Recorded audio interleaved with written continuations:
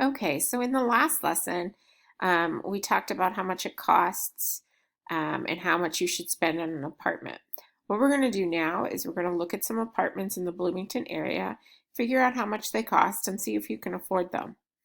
You are going to use this apartment finder website, and if you click here, you can go right out to it, and you are going to start searching for apartments. There's some really cool ones out here. I would suggest that you look at a higher priced one, and then I'd also suggest you looked at maybe a lower or middle price one. Okay, you're going to take down this information. You're going to tell me the name, the type, you're going to tell me the monthly rent, the total utilities.